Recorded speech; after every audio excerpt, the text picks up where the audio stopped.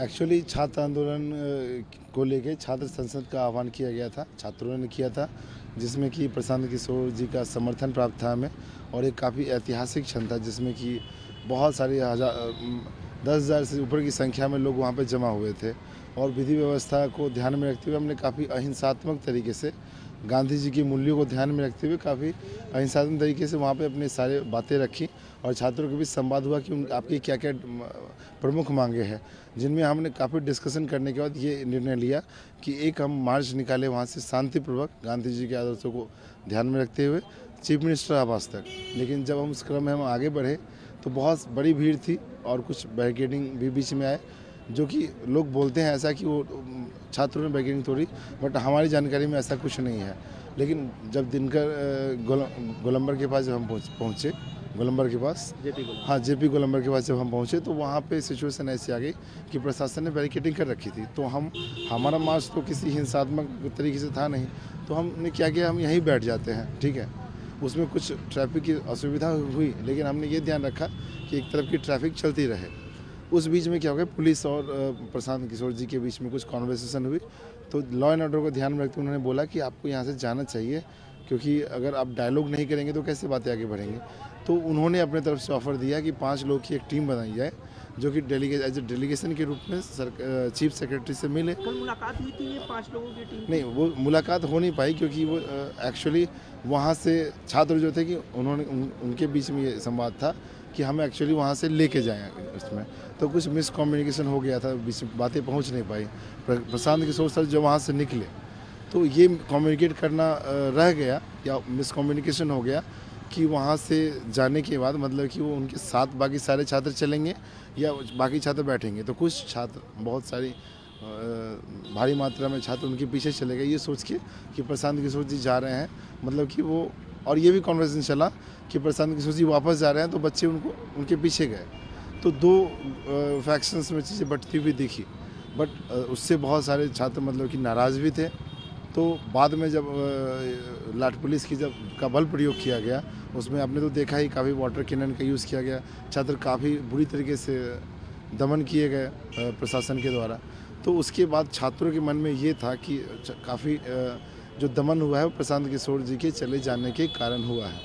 लेकिन उस सिलसिले में प्रशांत किशोर जी आए, वहाँ पे हमसे बात करने की कोशिश की, बट कुछ छात्रों ने बोला कि नहीं, उसे नाराज़ तो पहले से चल रहे थे। तो उन्होंने बोला कि ये संवाद मुश्किल है, क्योंकि हमारे मन में आपके खिलाफ ऐसा है।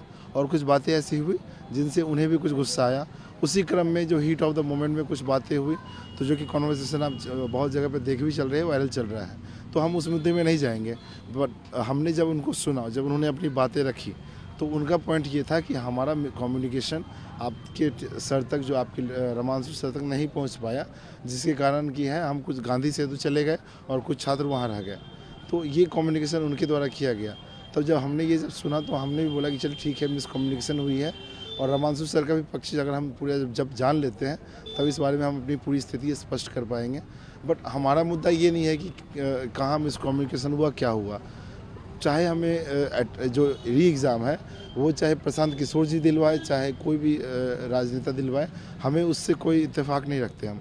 हमारा मकसद सिर्फ री एग्ज़ाम का है, इसको हम पॉलिटिसाइज नहीं करना चाहते, क्योंकि ये स्पष्ट रूप से और काफ़ी साफ रूप से छात्रों का आंदोलन है, और सिर्फ छात्र ही इसमें अपने हितों का ध्यान रखेंगे और एग्ज़ाम की डिमांड को पूरा करेंगे। बस ऐसी स्थिति हुई, तो ये सब जो बातें चल रही हैं उसको पॉलिटिसाइज ना किया जाए और छात्रों के इस री एग्ज़ाम के मुद्दे पर ज़्यादा फोकस किया जाए तो ज़्यादा अच्छा रहेगा। नहीं, ऐसा कुछ घटना मिसकम्युनिकेशन था थोड़ा सा, तो इसमें थोड़े से हम लोग भी थोड़े नाराज़ थे सर से।